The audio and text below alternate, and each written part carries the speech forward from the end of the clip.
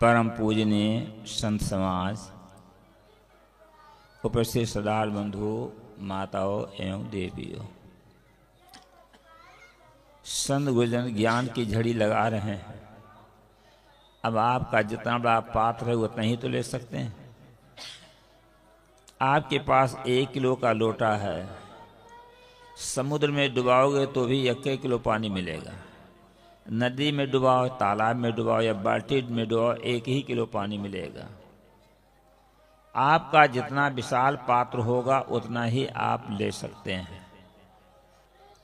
इसलिए लेने की कला सीखो। सार सार को गहरे थोथा दे उड़ाए। माताएं सूप से पछोड़ती हैं, तो जब पछोड़ती हैं सूप से तो सार सार रह जाता है, असार उड़ जाता है। इसी प्रकार से आपके समझ में जो सार सार आए उसको लेना चाहिए। सभी संत बहुत बड़े बड़े विद्वान संत हैं जो साधना करके, अध्ययन करके, भ्रमण करके जो ज्ञानार्जन किया है वो सार सार ज्ञान अपने हृदय रूपी कटोरे में भर करके रखे हुए हैं। और ऐसे ऐसे संत हैं कि घंटों आपके सामने अपने विचार दे सकते हैं, पर समयाभाव के कारण से कुछ न कुछ कह दिया जाता है। लेकिन बात जो होती है, घी का लड्डू अगर टेढ़ा मेढ़ा भी है तो मीठा ही लगता है, स्वादिष्ट ही रहता है। तो बातें जो विवेकी संतों की होंगी वो अच्छी ही होंगी, पर आपके अंदर में परख की क्षमता होनी चाहिए, परख की कसौटी होनी चाहिए। अब आप जब समझते हो, 2 विषय जो है प्रश्न के 2 ही विषय होते हैं, एक जड़ और चेतन। इसमें चेतन की प्रधानता है और चेतन को हम समझें, इसलिए सत्संग रखा गया है। कबीर साहब ने कहा, चच्चा चित्र रचो बड़ भारी, चित्र छोड़ते हैं चेत चित्रकारी। जिन यह चित्र विचित्र हुए खेला, चित्र छोड़ते हैं चेत चितेला। आप जानते हो इस सुंदरता किसके आधार से है? चेतन के आधार से। हम बाह्य वस्तुओं को ठीक से बनाना चाहते हैं, संभालना चाहते हैं, शरीर को संभालना चाहते हैं, घर द्वार को सुंदर से बनाना चाहते हैं, लेकिन जिसके द्वारा ये सब की सुंदरता है वो कौन है? वो चेतन है। हम चेहरा को कितना ही सुंदर बनाएं, अगर चेतन इसमें न रह जाए तो चेतन इस शरीर की कोई कीमत नहीं होगी। जिसकी सत्ता से आंख देख रही है, आंख में हम लोग सुरमा या काजल लगा लेते हैं, चेहरा में पाउडर लगा लेते हैं, नाक कान इत्यादि में आभूषण पहन लेते हैं, बालों की कटिंग करवा लेते हैं। ये सब सुंदरता किसके आधार से? मुर्दा का कोई करेगा क्या? मुर्दा को कोई आभूषण पहनाएगा? रंग पाउडर लगाएगा क्या?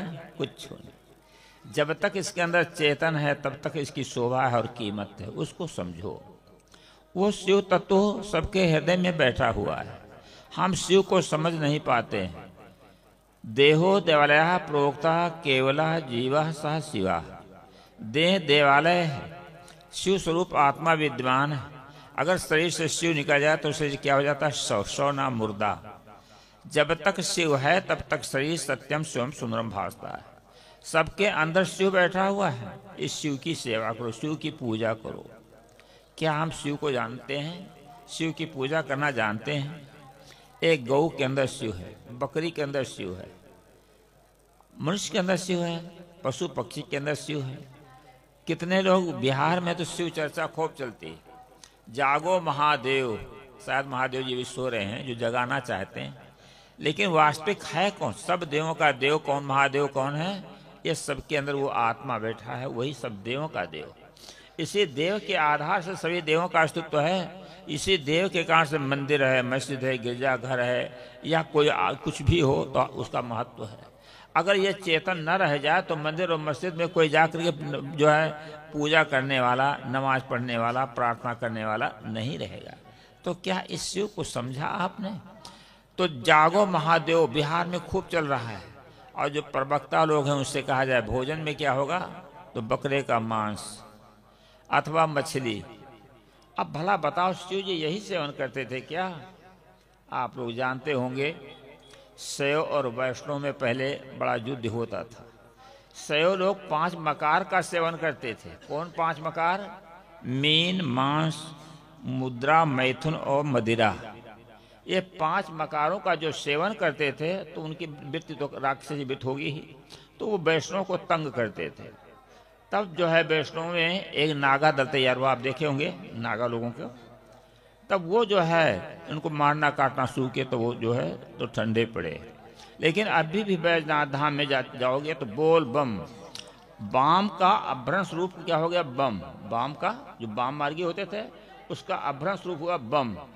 अब बम बोल बम पानी लेकर चढ़ाने जाते हैं, डाक बम, पैसेंजर बम, एक्सप्रेस बम, ये बम लेकर के जाते हैं।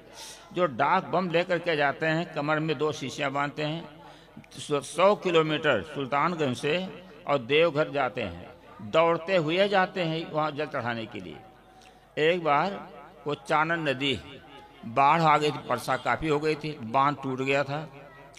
वो चानन नदी में काफ़ी पानी था। 20 डाक बम वाले कहीं जा रहे थे, उसमें कहे जाने महादेव, कूद गए पानी में थके मांदे। 18 का तो पता ही नहीं चला कहाँ बह गए। 2 बचे थे शासन संदेशा देने के लिए और सब वो डाक बम वाले बह करके चले गए। क्या शिव जी बचा पाए? क्या कहा जाए, बड़ा विचित्र है। लोगों ने अपनी सबकी बुद्धि को इतना भ्रष्ट कर दिया है कि कहने की बात नहीं। माताएं जो बड़े बड़े घरों की नारियां होती हैं, कभी जूता चप्पल पहने बिना भोजन नहीं बनाए होगी। घर में भी जहाँ भोजन बनाते हैं वहाँ चप्पल जूता पहन करके रहते हैं, लेकिन जब बोल बम में जाते हैं तो वहाँ जूता चप्पल पहन करके नहीं जाती, पैर सूज जाता है। बोल बम पति की सेवा कम, अब यही बम है। कितने बेटे लोग होते हैं बोल बम माता पिता की सेवा कम। व्यापारी लोग क्या करते हैं बोल बम तौल कम। अब क्या तमाशा ये है? तो कम से कम पहले विचार को शिव तत्व है क्या चीज। अगर किसी को धोखा देते हो तो शिव को धोखा देते हो। अगर मछली मांस अंडा खाते हो तो जानो शिव को मार करके उसको कबरगाह बना देते हो पेट को। ये कभी नहीं होना चाहिए। आदमी कैसा है? आदमी बड़ा विचित्र है। एक बार मैं ट्रेन पर बैठा था, एक बकरी फल का छिलका या दाना चुक चुक के खा रही थी। मैं देख रहा था बकरी को, और वहीं अंडों का छिलका एक ठेले वाले ने फोड़ के लगा रखा था, ठेला उसी पास था। बकरी वहाँ तक दौड़ करके जाती है, ऊंचा ढेर था छिलकों का, उसको सूंघ करके चल देता है। मैंने सोचा कि ये बकरी कोई स्कूल कॉलेज में पढ़ने के लिए नहीं गई है, ये समझती है अखाद्य पदार्थ। लेकिन पढ़ा लिखा आदमी क्या कहता है, संडे हो या मंडे रोज खाओ अंडे। मालूम पड़ता है सारा प्रोटीन मुर्गी के अंडे घुस बैठा है। तो पढ़ा लिखा आदमी अंडा फोड़ फोड़ के खाता है। मछली मांस में कहता है प्रोटीन है। कभी श्री अवलास साहब जी ने कहा है, घर में मुर्दा मरे जो कोई, तादिन अन्न न खाई, और बाहर से एक मुर्दा लावे ताको खाए पकाई देखो दुनिया की बोले। अब ये बताओ, एक मुर्दा आदमी के मर जाने पर घर अशुद्ध माना जाता है, मुर्दा के हो जाने घर अशुद्ध हो जाता है। और मछली में जीव, बकरा में जीव, मुर्गा में जीव, ये जीवों को कबूतर में भी जीव होता है, उसको मार करके और पेट में गाड़ लेते हैं तो भी अशुद्ध नहीं होते। कितनी बड़ी भूल है आदमी की। कहते एक बार एक अर्थी को 4 आदमी लेकर जा रहे थे, तो जो अर्थी उठाए हुए थे उस व्यक्ति से एक लड़का छू गया, छोटा सा बच्चा था। उसकी माँ ने क्या किया, उसको एक थप्पड़ मारा और जा करके स्नान कराया। वो लोग मांसाहारी थे, तो जब मांस लाए एक दिन पकाए, बेटा से कहते बेटा तुम भी खाओ। लड़के ने कहा माँ जी उस दिन मैंने मुर्दा को छू गए थे मुर्दा से, और हमको एक थप्पड़ मारा था और स्नान कराया था, और ये मुर्दा खाने के लिए बैठो, मैं मुर्दा नहीं खाऊंगा। माता पिता को बोध हो गया कि तो उन्होंने भी मांसाहार छोड़ दिया। आप विचार करो, तिल भर मछली खाए के कोटि गऊ करे दान, और काशी करवट ले मरे तो भी नरक निदान। तिल भर मछली खा के करोड़ गऊ दान को तो भी काशी करवट लेकर के मरो तो भी जो है नरक होगा ही। तो भाई मांस कैसे मिलता है? किसी को हत्या करके मांस प्राप्त होता है। हत्या बिना मांस प्राप्त नहीं हो सकता है, इसलिए मांस खाना उचित नहीं है। जीव का बदला, जीव अगर हो तो जीव को मारो तो जीव का बदला देना पड़ेगा। यह समझ लो आज सुख दुख क्यों आता है। कहीं किसी के पैर टूट जाता है, किसी के बीमारी आ जाती है, तो दैहिक दैविक भौतिक 3 ताप ये आपके कर्मों का परिणाम सामने आता है। कभी सोचा है कोई ऐसा व्यक्ति है जो निर्दोष है लेकिन उसके सामने विपत्ति आ जाती है, उसको भी उसके सामने दुख आ जाता है। एक उदाहरण सुन लो। एक बार महात्मा जी बैठे हुए थे, एक कसाई ने जो गाय खदेड़ा मारने के लिए, गाय वहाँ होकर के भागी। कसाई आकर पूछता है बाबा धज कोई गाय गई है? अब महात्मा जी झूठ कैसे बोले, गाय तो गई है। और महात्मा जी सोचते हैं ये कसाई है, इसके हाथ में छुरी है, गाय को मार देगा। बार बार कसाई पूछता है बाबा गाय गई है इधर क्या? तो महात्मा जी बोले ने हाथ से इशारा कर दिया। इशारे के अनुसार कसाई जाता है, गाय मिल गई, गाय को काट करके खाल में मांस भर करके लेकर चला, हड्डी फेंक दिया। उस गाय की जो आत्मा थी दूसरे जन्म में लड़की होती, देखो कर्म पुनर्जन्म होता, कर्म फल भोग मिलता है, और गाय की जो आत्मा है लड़की होती है, और कसाई की जो है जो मरा तो उसकी आत्मा लड़का हुआ। अब बाबा जी जब मरे तो फिर बाबा जी बने। संयोग देखिए, उस लड़की और लड़का की जब शादी होती है तो बाबा जी उसी के दरवाजे पर थे। रात में लड़की कहती है बाबा जी हमको लेकर भाग चलो, मेरा मन यहाँ नहीं लगता है। महात्मा ने कहा भाई तुम्हारे पति हैं, हम तुमको कैसे लेकर जाएंगे? ज़्यादा बात नहीं हो सकी तो क्या क्या, तलवार टंगी हुई थी, तलवार को उठाया, पति सोया था, मारा, गले पर खच से गला कट गया। कहा बाबा जी मैंने उसको मार दिया, हमको लेकर भाग चलो। कहा मैं तो ये काम नहीं करूँगा, मैं ये काम करने वाला नहीं हूँ। तो वो हल्ला किया कि देखो बाबा जी मेरे पति को मार दिया। अब बाबा जी पकड़े गए, राजा के यहाँ ले जाए गए, तो बाबा का हाथ कहे कि इसका दंड यही होना चाहिए, इसका हाथ काट लो। महात्मा जी ने कहा मैंने कोई गलती नहीं किया, लेकिन ये हमारा हाथ क्यों काटा गया? तो कर्म विपाक का विचार हुआ कि ये जो लड़की है पूर्व जन्म में गाय थी, और ये कसाई, ये लड़का था, ये लड़का कसाई था, और ये महात्मा जी ने हाथ से इशारा किया था, इसलिए इनका हाथ काटा गया। अब देखो महात्मा जी तो निर्दोष हैं, लेकिन क्यों ऐसा है? क्योंकि कर्म का फल उनके सामने आया। ऐसे बहुत सी घटनाएं घटित होती हैं। कितने निर्दोष व्यक्ति हैं, उनके सामने ऐसी घटनाएं घटित होती रहती हैं। लेकिन आज जिंदगी में किसी जीव की हत्या मत करो। जीव सबके अंदर समान है, चाहे हाथी के अंदर हो, चाहे जो है मक्खी में हो, चींटी में हो या मनुष्य में हो। तो जीव हत्या जानबूझ करके मत करो। अहिंसा परमो धर्मा, तो मांस बिना हत्या के नहीं मिलता है। तो कुछ लोग मांस मछली इसलिए कहते हैं कि उसमें प्रोटीन होता है, लेकिन मैं उनसे प्रश्न करता हूँ तंबाकू में कितना प्रतिशत प्रोटीन होता है? प्रोटीन तो नहीं होता, लेकिन निकोटीन होता है। विटामिन विज्ञान के शोधकर्ता डॉक्टर WJK मैकाह्यू ने बताया 1 किलो तंबाकू का विष अगर वैज्ञानिक ढंग से निकाल लिया जाए तो 900 चूहे, 1200 खरगोश, 30 आदमी आसानी से मारे जा सकते हैं। अब तंबाकू कहते हैं नॉलेज पाउडर, अब उसको खाते हैं। कैसा कैसा आदमी गुटखा खाता है। एक बार मैंने सुना था कि एक ट्रक में छिपकलियाँ जो है कार्टून में भरी हुई थी, ट्रक जा रहा था, एक्सीडेंट हो गया, तो वो छिपकलियाँ जब कार्टून फटे तो भागने लगी निकल करके। उस पता लगाया गया कि ये कहाँ जाती थी छिपकलियाँ, किसी शिखर की फैक्ट्री में जाती थी, जहाँ कर ऊपर उनको पीस करके उसमें मिलाया जाता है। आप जानते हो पैसे के लोग भी क्या काम नहीं करते हैं। आप लोग जब दूध में पानी मिलाते हो, दूध अमृत है, उसमें पानी मिला देते हो, तो ये धन के लोभी क्या काम नहीं कर डालते हैं। तो कहने का भाव ये है, ये शिखर है, गुटखा है, पान है, ये बिल्कुल खाना उचित नहीं है।